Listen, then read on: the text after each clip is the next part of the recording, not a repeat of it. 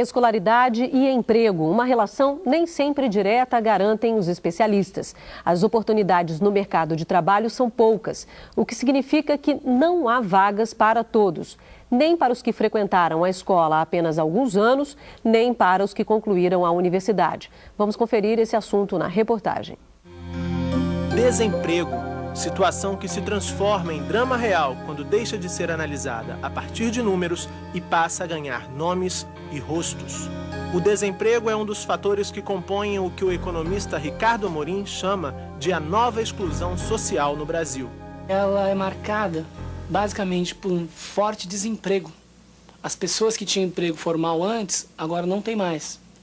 E formam um grupo de um novo pobre, digamos assim. Ele já tem escolaridade boa, ele é de família pequena, ele já é um cidadão urbano, portanto não migrante, e ele não é mais o negro que a gente imaginava antes, que era o forte da pobreza no Brasil. Ele já é muito mais equilibrado. Essa nova pobreza está vinculada basicamente a perder o emprego e não ter chance de realocação. Segundo o economista, a nova exclusão foi sendo construída sem o país ter eliminado a velha exclusão. Que é aquela exclusão tradicional, marcada pela baixa escolaridade, famílias bastante numerosas, analfabetismo muito alto, questão da saúde muito grave. A nova e a velha exclusão fazem parte de um estudo publicado no Atlas da Exclusão Social no Brasil. O economista, um dos autores da publicação, diz que as pesquisas também mostram que não há uma relação direta entre escolaridade e garantia de emprego.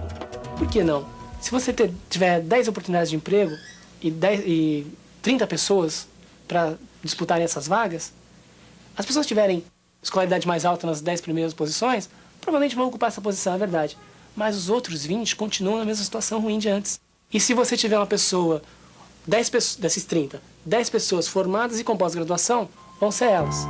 Se você tiver as outras 20 apenas formadas em nível superior, são otimamente formadas, mas não tem emprego para elas. Ricardo Amorim faz ainda uma análise sobre as oportunidades de emprego para os trabalhadores que possuem de 1 a 9 anos de estudo. Essas pessoas têm uma renda, uma taxa de desemprego menor que o universitário. Por essa situação ainda. São pessoas que, além de aceitarem qualquer tipo de emprego, acabam se sujeitando a fazer bicos, camelôs, o que for necessário para sobreviver. Isso não quer dizer, de maneira alguma, que os universitários estejam em desvantagem. Não é nada disso.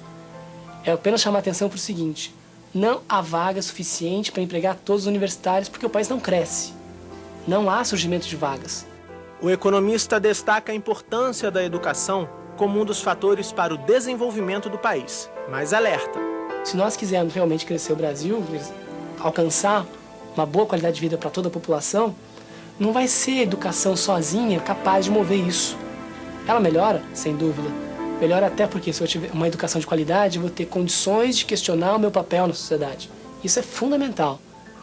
Agora, dizer que isso vai lhe dar uma qualidade de vida, principalmente material, não é verdade.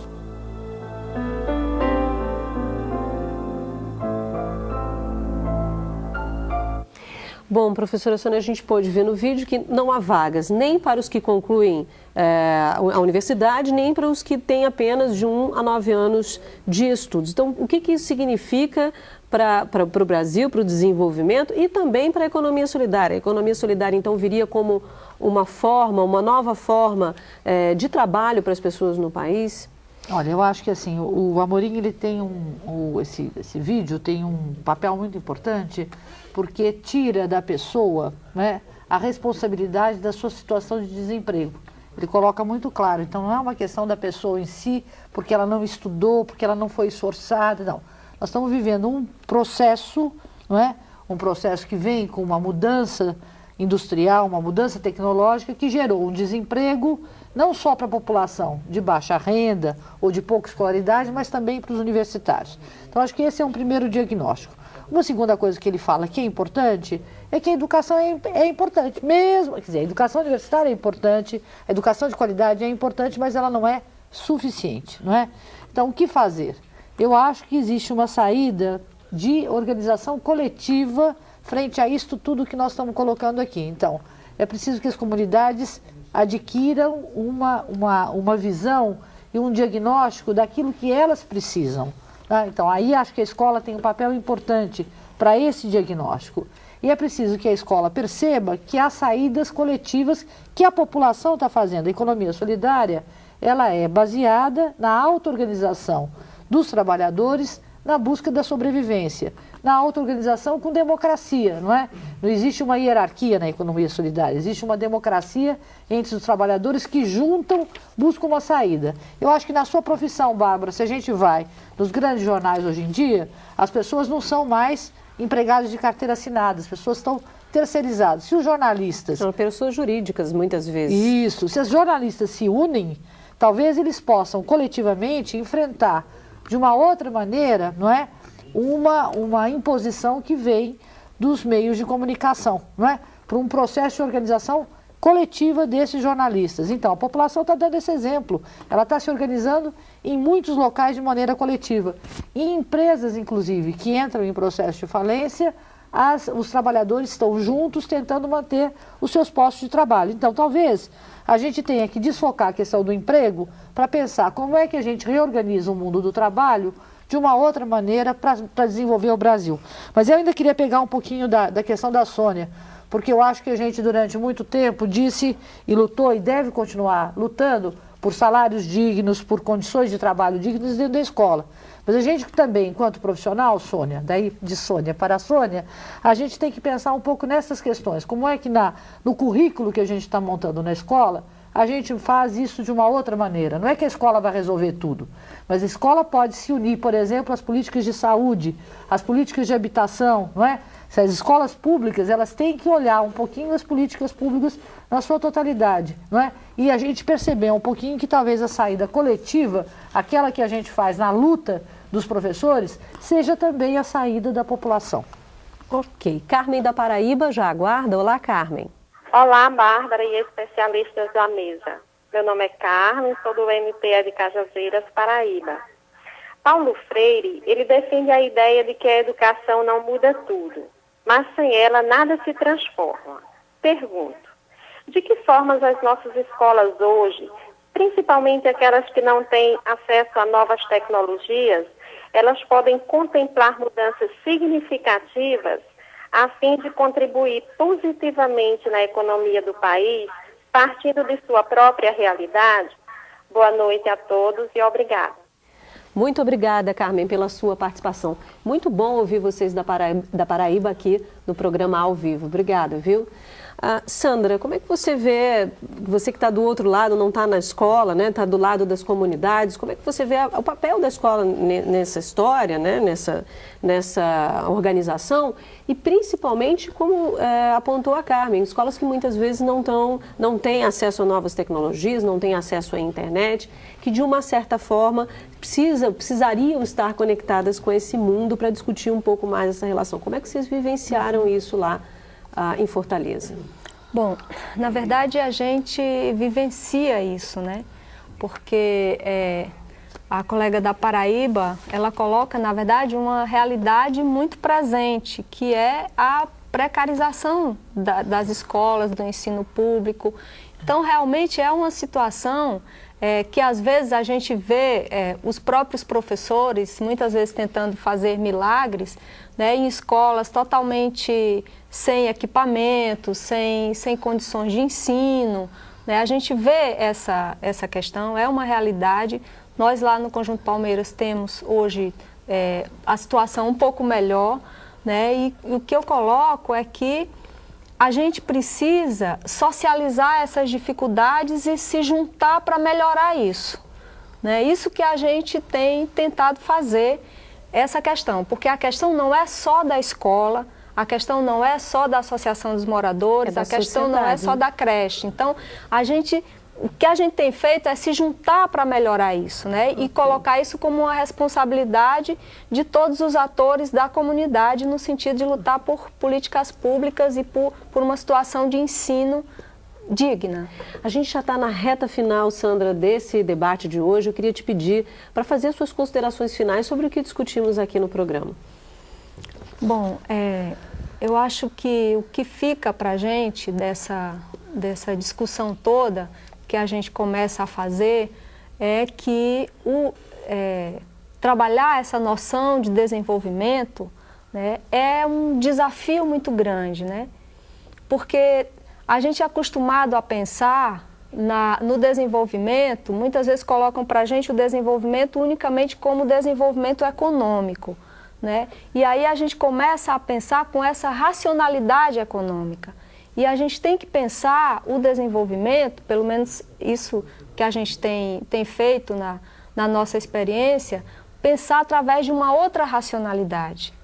E dentro dessa outra racionalidade é que a gente acredita que a economia solidária, ela é uma alternativa de desenvolvimento viável, né, no sentido de que nós estamos, o alimento da economia solidária é a inclusão social e a geração de renda. Ok. Nessa perspectiva que eu acho que a gente tem que construir um outro modelo econômico. Obrigada, Sandra. Professor Ladislau. Olha, eu acho bonito essa mesa aqui, né? Porque nós temos uma educadora, uma organizadora social, um economista, e isso enriquece. A gente está dando respostas que não são só da educação, eu sou de economista. Nós estamos buscando respostas conjuntas, né? Eu acho que o elemento central que está mudando no Brasil, e que talvez não é suficientemente visto, é que as pessoas pararam de esperar. Tem, de norte a sul do país, tem gente arregaçando as mangas e tocando as coisas, né? O desenvolvimento não é uma coisa que se espera, vai chegar a Volkswagen, vai chegar uma empresa, não é, ou coisa do gênero. É uma coisa que se faz. E essa iniciativa de se organizar socialmente envolve não só educação, mas também assistência técnica, apoio tecnológico, sistemas de crédito, né? Sistemas de comercialização, ou seja, para fazer funcionar um conjunto de novas atividades que empreguem as pessoas, a educação é um dos elementos de um processo. Então, a gente tem que juntar esses diversos elementos e fazer o que a gente chama hoje de políticas de desenvolvimento local integrado, né? Muito obrigada, professor. Professora Sônia. Então, acho que esta série, Bárbara, tem como desafio trazer aos professores, mas também aqueles que nos ouvem como um todo, os trabalhadores, não é? A pergunta central, né? Que desenvolvimento nós queremos? E nós não queremos para um dia no futuro, né? Nós não queremos crescer o bolo para depois dividir. Nós queremos dividir já. O que nós vamos fazer agora, né? Nesse momento? Como é que nós vamos dar elementos de leitura da nossa realidade para descobrir a saída? Então, eu acho que se esta série colocar aos professores essa indagação, e se os professores se permitirem colocar a si próprios essa indagação e a comunidade escolar, eu acho que a gente começa uma perspectiva de desenvolvimento diferenciado. Então, eu desejo a todos que respondam a essa questão, né? Qual é o desenvolvimento que a gente quer para as nossas localidades? O que é preciso fazer, né? Quais são os parceiros que nós vamos chamar? Nós vamos chamar o gerente de banco? Vamos chamar o prefeito? Nós vamos, né? Qual é a simulação de desenvolvimento que nós vamos antecipar na escola? Quais são os valores que nós queremos trabalhar e já? Né? E acho que a gente tem os jovens, como a Bárbara chamou, acho que a gente tem os adultos e acho que a gente tem as crianças. E a questão de uma autonomia, não é? De uma autogestão, de uma possibilidade de tomar na mão agora, já, esse país, talvez seja o nosso desafio. E a gente deixar de ouvir de que o Brasil é o país do futuro. Há quantos anos a gente escuta isso, né? Queremos já. Queremos já.